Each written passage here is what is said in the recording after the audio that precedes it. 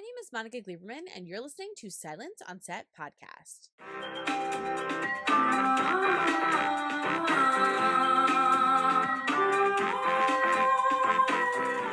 On today's podcast, we're talking to the cast of High Desert, which is a show that follows Peggy, an on and off again addict who decides to make a new start after the death of her beloved mother, with whom she lived in a small desert town of Yucca Valley, California. And she makes a life-changing decision to become a private investigator that causes all kinds of havoc and shenanigans. So to start us off, here's Weruche Opia and Rupert Friend. What kind of drew you into the role? Because the show, how it starts off in the first 10 minutes is drastically different and then kind of circles back around again towards the middle to end of the episode. So I was interested in how you related to Guru and then obviously to Carol. It was a mad thing to read because every page turn brought some new kind of piece of bonkersness, and even just trying to imagine Patricia going through all of this stuff was such a joy, and then being there while she did it was double that. So for me, it was unlike anything I'd ever read or seen, and I thought it balanced the tragedy, the comedy very nicely, and that the comedy was so out there, and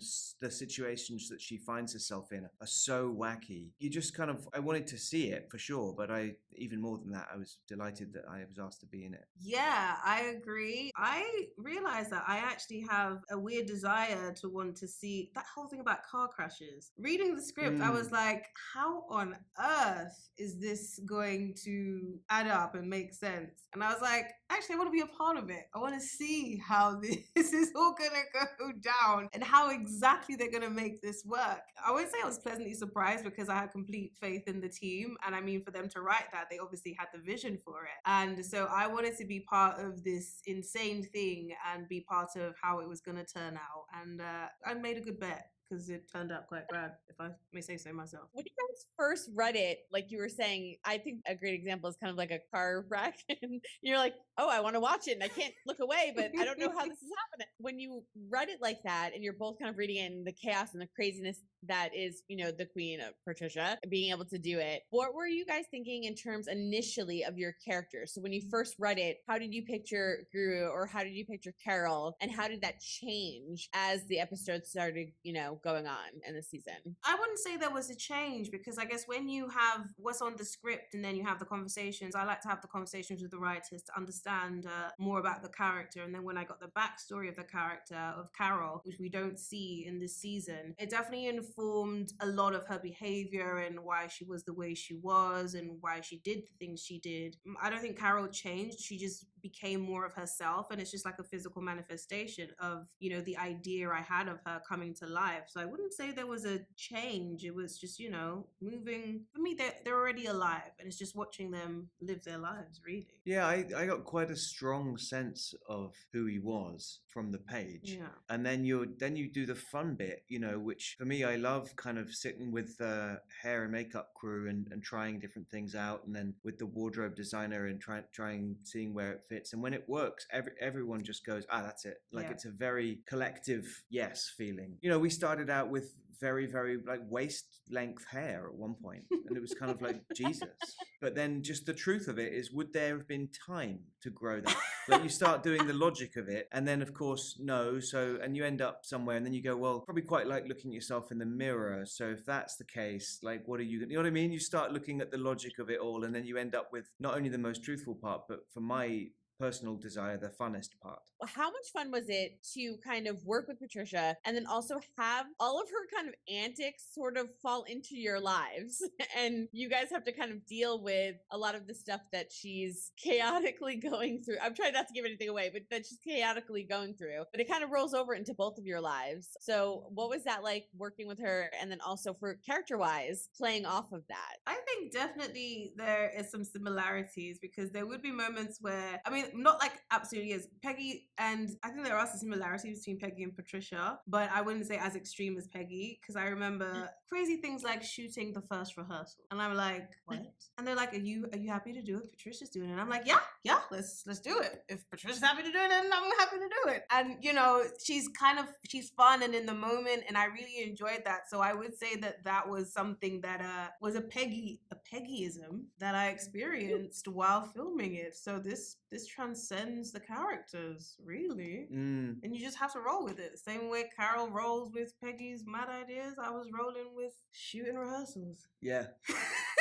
I love that. I love the kind of, I love the freewheeling improvisational way of working. And I hadn't worked with Patricia before, but I think, found that we both loved that in the moment on the set, just letting it rip and seeing where it ended up and trying not to laugh, which is the hardest part. She's very funny. Up next is Christine Taylor and Keir O'Donnell. First of all, when I first watched the first episode, I was laughing. I was like, this is crazy. This is hilarious. Like, just every emotion known to man, Great. in one episode right off the bat. Like, just hit love me. that. Yeah. Other than the fact that you guys are semi-normal.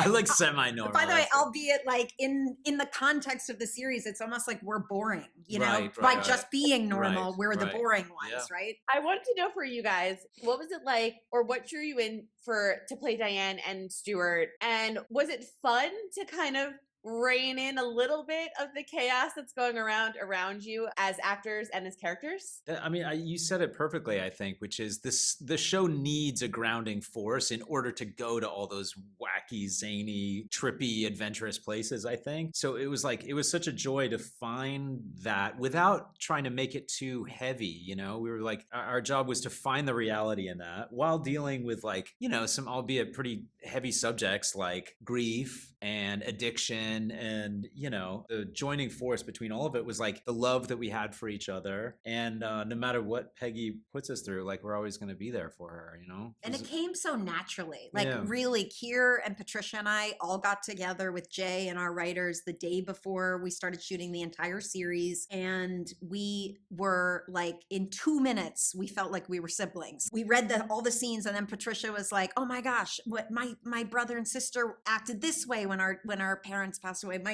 I was closer with this one, and we just immediately started sparking conversation that was like, this is working, and this feels so real and organic, and it's really something I think, like Keir said, the series needs to sort of as a lens for the viewers to see her world through. Yeah, and you guys almost sort of represent us in a way, Exactly. Yes, it's happening, but we relate to you, because I'm like, that's how I would be, or yes, that's what which was quite easy at times, right? Because they would throw us in these weird environments, right? Whether we're showing up to her job at Pioneer Town and she's hanging from a chandelier on the ceiling, or we're in their drug house and the SWAT team shows up at Thanksgiving. They're just these bizarre environments. All we had to do was just react, right? To what was happening around us. What is happening? Well, I love both of you so much, and I don't want to give any major thing away, but I think it's okay to say, in the first episode, one of my favorite scenes with both of you is when you guys are meeting up with her and talking about selling the house. I was hysterical because, Christine, you killed me because you say something like, yeah, so we're going to sell. And she's like, what am I going to do? Where am I going to go? Am I going to be homeless? And you're like, well, no, we'll figure something out. And then for you, it was so funny because then you say, we had a raid, and it's just that was 10 years ago. Right. Totally just over that your whole family's traumatized. So I wanted to know for you guys, and it gets crazier and crazier, and obviously I don't want to give anything away, but for you guys, was there certain lines or scenes that you're that are in your brain as just the best moment or best line to say on TV? Because you got to say some crazy stuff. That scene was one of them. I don't even know if some of the stuff got cut, but there was a lot of her passing out in her, where we would make comments about her. You weren't even awake. Isn't it so real too with siblings that they forget nothing? The one bad moment, now Peggy's had a lot of them, but obviously we have clocked all of them, and Stuart's going to try to get every jab in that he possibly can. But I love when I said, I think I'm going vegan, and you say, I don't know, there's some joke it was an improvised line. Yeah, I gave up meat when I walked in this place. I gave up meat when I walked into this place. And that stays with me as far as it's just, Stuart always has to get a zinger in there. Right. That's an amazing scene, because I think that's one of the first few seconds after the raid that we see you guys. So yeah, it's so funny when she's like, yeah, I think I'm a vegan. I gave it up when I walked in. And I was just I And then right away, I'm just like, I love them. Just the lines you're giving are so good, but the way you guys do it too, and the way you play off each other, that time thing. I don't know how you do it. How because it's hard. It's hard to be funny. It's hard to hit the moments, and you're dealing with chaos. You have Patricia in front of you, right? Yeah. Like all these things. You guys just nailed it. You did such a great job. Is it difficult to do the timing and to get all of that right to make sure that it's I mean, I funny gotta tell you, like, I mean, I stand by it. Like, so much of it was just reacting, right? I mean, they say you're only as good as your scene partner. Well, our scene partner was Patricia Arquette. Yeah. It doesn't get better than that, you know? So much of it was, you know, by design. She's this wild character, and we are a little bit more pragmatic and stuck in the mud. It's kind of, you know, it's all there. It's just ripe for the picking. It's just, we just had to kind of be in the moment and just react. And sometimes it just magically works. Yeah, like that's it so just true, right? There's like that chemistry, and we are all dialed in a way that I think having that day of rehearsal gave us that. And I think just, you know, we worked out a little bit too, where it was sort of like we had planned a speech, and you bail on me, and you kind of are like, go ahead. I'm like, what? Right. Like we like clearly like we tried to work out some stuff ahead of time, but it just was fun to play. I think all of us have siblings too, the three of us in real life. So, you know, we talked about that, and we talked about what we could bring to it. So it's kind of like, you know, or you don't know, you know, and it's just, we just all kind of have it. It's great. But I want to ask first, if you had a choice of choosing another character where you got to play someone crazy and like dealing drugs and doing all sorts of crazy stuff, who would it be? And what are you most excited for fans to see? Because this show is unlike anything I've ever seen before. I'm excited for fans to go along the journey, because I think it took me by surprise when I read the scripts. Was like, oh my God, we're going there now. Oh my God, okay, we're introducing that character. Like, that is wild. You know, it's unexpected. It's a fun sort of, you know, escapist comedy. Yet at the same time, I think it's going to surprise people about the heart of it, you know, and sort of the reflection and the inspiration that you can sort of be whoever you want tomorrow. You know, you can reinvent yourself and have second chances. Yeah. And not to sound corny, but I feel like we just talked about it. It's like people that make bad decisions doesn't make them bad people, you know, because you look at how charismatic and lovable Peggy is, and that is hopefully how audiences will feel. It's like, oh my God, I like, you know, I've made some bad choices, or I have my brother or sister, I've made some, but like, she's trying. Right. She's trying. You want her just to like Diane, succeed. yeah, Spoken just like Diane. Yeah. And I would love to have gotten in one of those Pioneer Town outfits. Oh my to do the God, can. Totally. Yes. I'd take my that. God. Maybe I would have loved 2. to have learned that Maybe choreography. season 2, Stuart and Diane start working at Pioneer Town. Oh my gosh. And we're like secretly we're running drugs too. That would be fun. Yeah, that we get involved. Yeah. I know, season 2, you guys do a full like 180. Totally. Yeah, it's like Heisenberg or something. All of a sudden we're like Breaking Bad. Yeah. And finally, here's Bernadette Peters. I wanted to ask you, you know, when you read the script is so crazy and all over the place, and there's so much fun and comedy and drama and just everything that you could possibly want in a script, I think was probably packed into this. When you read for Rosalind, what was the first thing that you were like, yes, this, I have to like walk in and play her? There I am at my kitchen table reading a script, and a script comes in, and then this one comes in, and I'm going, oh my God, this is like one of the best things I've read in I don't know how long, and it's so original, and it's so crazy, and it's so irreverent, and stars Patricia Arquette. So, you know, I recognized the beauty of it, and I just had to be in it. I recognized the writing. This is just so different, so wonderful, and so entertaining. So there I am. What was one of your favorite part? You know, it's interesting because so many people keep describing, you know, working with Patricia and how excited they are working with you and how excited they were. What was one of your like favorite parts or like lines maybe from the first episode that you read that you were just like, I can't believe this is in here, but it's so funny? You know, I play her mother, loving and being there and supportive, and her soulmate. I think Patricia's character, she's such a con artist, and she just makes up stuff out of her head just to get by, to get through. It's just crazy wonderful, the things that she will do, the things that she does. The situations are crazy. The situations are wonderful. She's an ex-junkie, so I mean, imagine. And then she becomes a private investigator. Now that's like crazy, isn't it? But they also are good con artists, so she reinvents herself that way and tries to get back on her feet by doing that. So that's what's so entertaining about the whole thing. It's totally irreverent. It's so interesting because she seems to be unstoppable. Like,